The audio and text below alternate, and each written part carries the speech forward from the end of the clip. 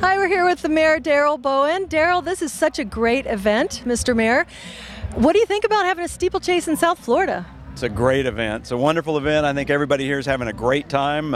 All the families out here, the local people, I think, have embraced this event. And I think it's a tremendous event that has a great future here in Wellington.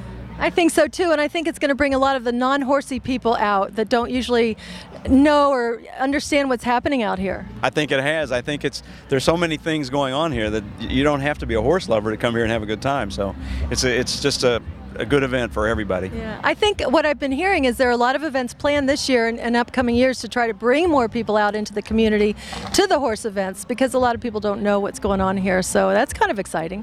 It is, and I think events like this will help get the people to come out to the other equestrian events, because this one there's so much fun, and it'll introduce them to the horses, and I think that they will ultimately embrace the equestrian events that are held at the Equestrian Center. You know, they're a little bit more difficult to follow and not quite as many activities going on as you have here, but I think this will help introduce people and get them there. Yes, and anybody and everybody would like a steeplechase. Are these horses awesome or what? Watching them go over the... I mean, you'd have to be dead not to enjoy this. That's right.